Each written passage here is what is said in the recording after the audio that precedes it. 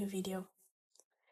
Today we will explore the concept of family language policies. Whether you are a linguist, an educator, a parent, or simply curious about languages and how they are managed at home, this introduction is designed to give you a clear and accessible overview of this topic. We will look at the theoretical foundation, key concepts, and why this area of study matters in our increasingly multilingual world. Family language policies are a set of decisions, whether formal or informal, that families make about which languages to speak at home. This can involve choices about what language parents use with their children, what language is spoken between siblings, or even what language is used for reading bedtime stories.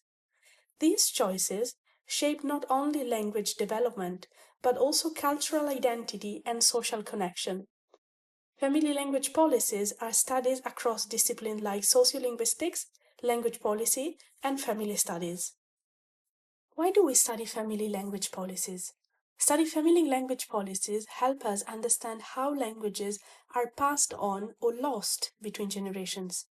In multilingual or immigrant families, language decisions at home can either support language maintainment or lead to language shift. These decisions also reflect broader cultural values, power relations between languages, as well as emotional ties. Understanding family language policies gives us insight into what language ideologies operate at the most intimate level, which is the family level. Let's have a look at the key components of family language policies. Scholars often break down family language policies into three core components. First of all, we have language ideologies or language beliefs. These are beliefs and attitudes that family members hold about different languages. Secondly, we have language practices, which are the actual patterns of language use in daily life, which is to say exactly which language variety, or languages the family members are using on a daily basis. And third, we have language management. These involve the deliberate strategies that encourage or discourage the use of a particular language within the family domain. Together, these three components form the framework for analyzing how families approach language use. When we talk about research on family language policies, we must say that this is really vast. There are examples from around the world.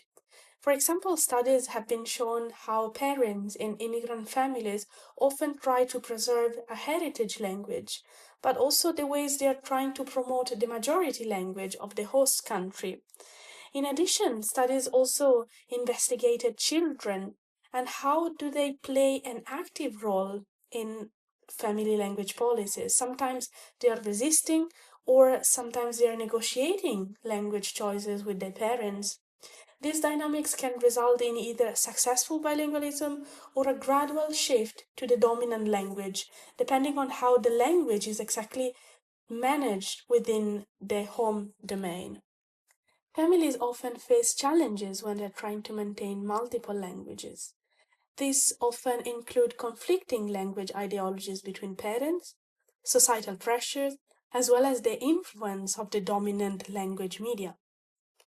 With the rise of the digital communication, there are also new dynamics that are emerging in how language is used across generations. Looking ahead, raising awareness of family language policies and supporting families through education and policy can help foster more inclusive and multilingual societies.